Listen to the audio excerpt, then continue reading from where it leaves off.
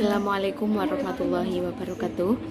Perkenalkan, nama saya Mujizatun Hilta Fadlillah, salah satu mahasiswi Sekolah Tinggi Agama Islam Tanbihul Khofilin Banjarnegara dari kelas semester 1B.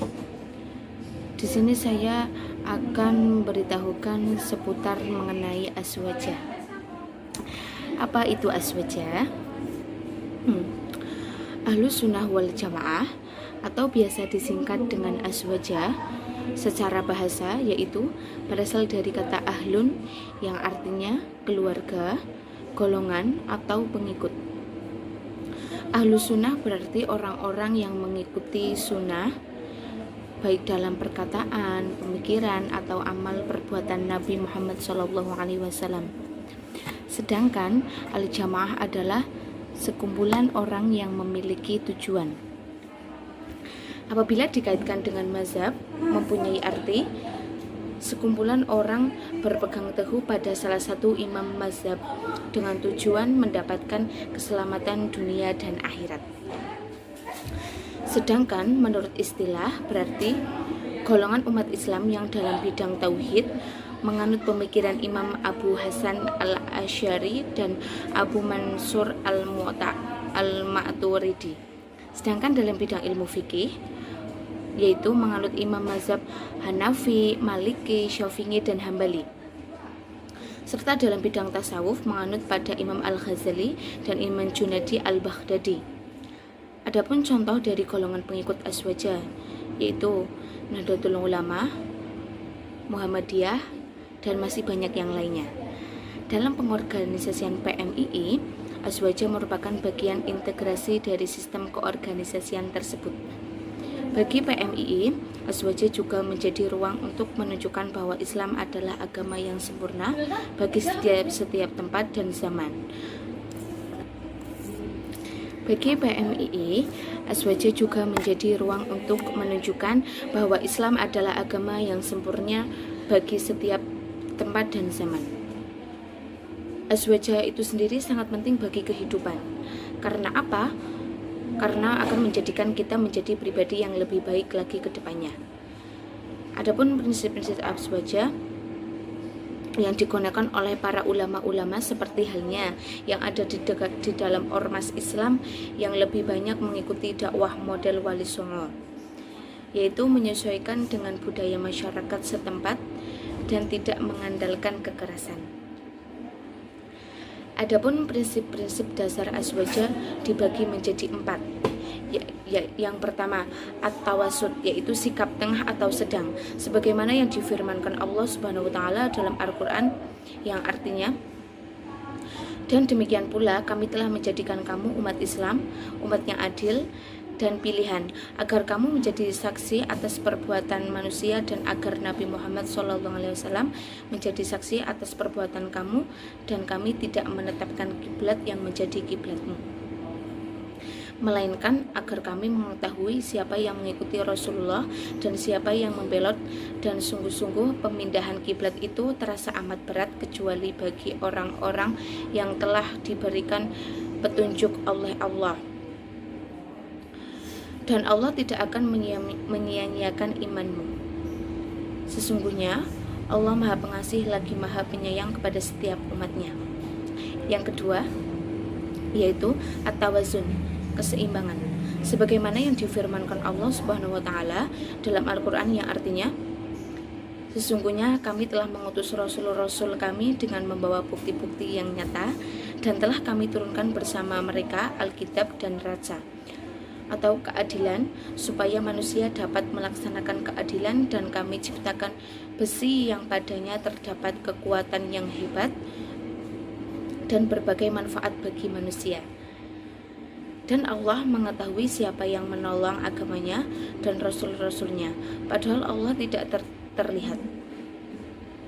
Sesungguhnya Allah Maha Kuat lagi Maha Perkasa. Yang ketiga yaitu tasamuh. Selanjutnya yang ketiga yaitu tasamuh. Tasamuh yaitu bersikap toleran terhadap perbedaan pandangan, terutama dalam hal-hal yang bersifat fu'riyah atau perbedaan, sehingga tidak terjadi perasaan saling terganggu, saling memusuhi, dan sebaliknya. Akan tercipta persaudaraan yang islami atau ukhuwah Islamiyah. Sikap toleran ahli sunnah wal jamaah demikian telah memberikan makna khusus dalam hubungan dengan dimensi kemanusiaan secara lebih luas.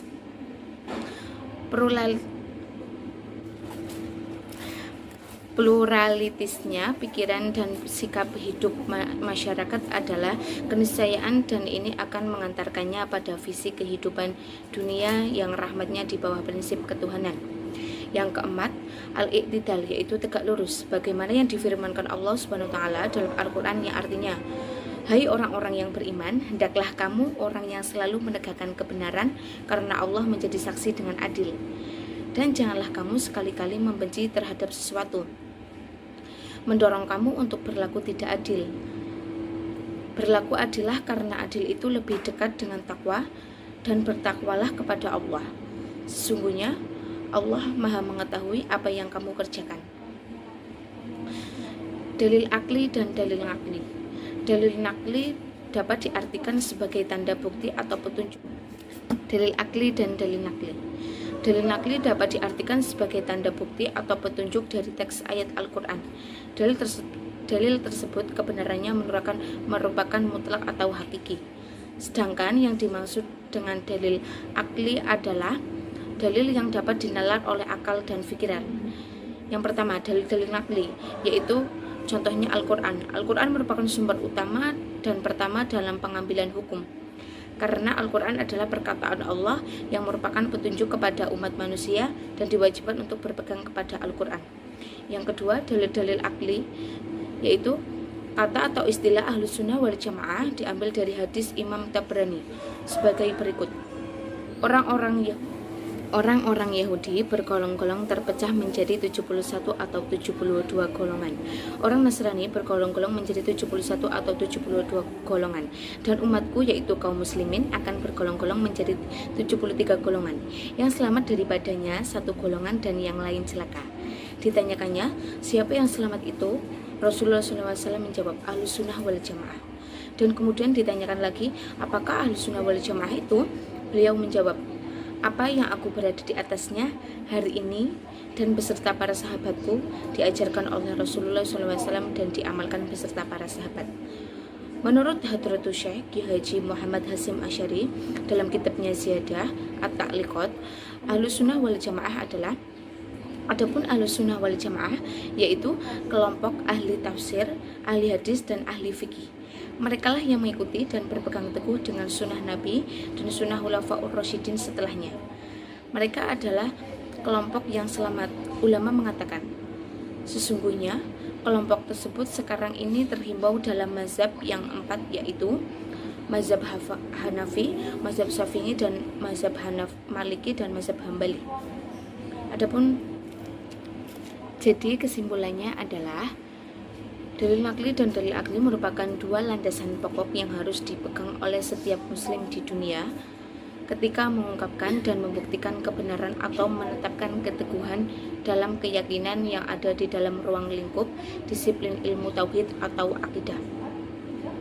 Nakli secara istilah identik dengan dalil-dalil yang dinukil atau diambil dari kitab Allah yang maha mulia dan dari sunnah yang suci, atau dalil-dalil yang diriwayatkan kepada kita oleh naqlah al-hadis. Namun, keidentikan ini tidak menutup bidang ilmu lain untuk berpegang kepada nakli. Justru setiap kajian ilmu agama Islam tidak terlepas dari nakli. Seperti dalam bidang fikih dan tafsir, begitu juga musafir ketika ingin menafsirkan ayat Al-Quran, ia memerlukan bantuan nakli. Sedangkan akli identik dengan dalil-dalil berdasarkan akal pikiran manusia yang sehat dan objektif, tidak dipengaruhi oleh keinginan, ambisi, atau kebencian.